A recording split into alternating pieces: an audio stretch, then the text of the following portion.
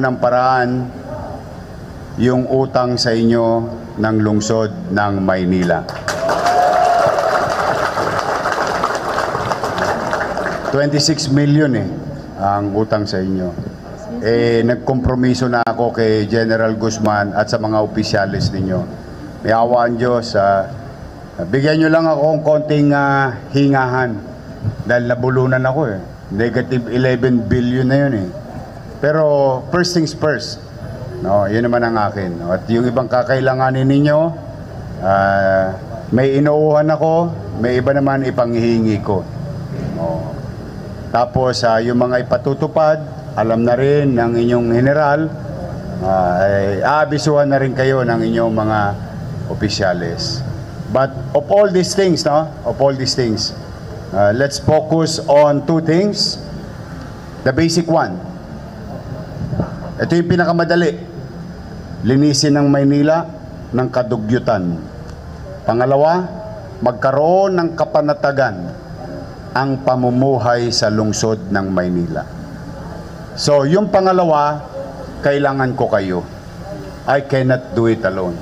Although, you may see me kasama ninyo hanggang madaling araw. I just want to ask, I hope I'm not asking too much, medyo mag-extra effort lang tayo na walang lugar ang mga Tolonges sa lungsod ng Maynila dahil nakahanda lagi ang Manila Police District dito. And I will be with you all the way. And let your officers explain it to you later on. But for the meantime, mag-ingat kayo. Pag-ingatin ninyo ang inyong mga sarili rin. Tatandaan ninyo, tayo'y nagbibigay ng kapanatagan, kaayusan sa ating minamahal na lungsod at mamamayan ito.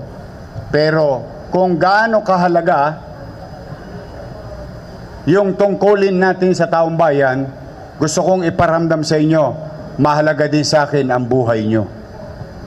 Ingatan ninyo ang inyong sarili dahil sigurado ko habang nagkukwentuhan tayo dito, may nag-aalala sa inyong anak, may nag-aalala sa inyong asawa, may nag-aalala sa inyong pamilya.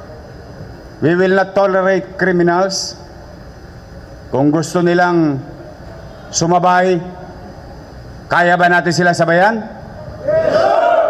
Then, at least, ako na ang nagsasabi, ingatan ninyo ang inyong mga sarili. Ingatan ninyo. Lagi ninyong iisipin, naghihintay ang anak ko sa bahay. Naghihintay ang pamilya ko sa bahay. But at the same manner, kailangan kong tupdin ang tungkulin ko sa taong bayan. And as a city government, on behalf of the city government, with our Vice Mayor, Chia Atienza here, and the entire City Council, we will help. We will be with you. In our own little way, tulong-tulong tayo na maging maayos ang lungsod ng Maynila na Kapitolyo ng ating bansa. Maraming salamat sa araw nito.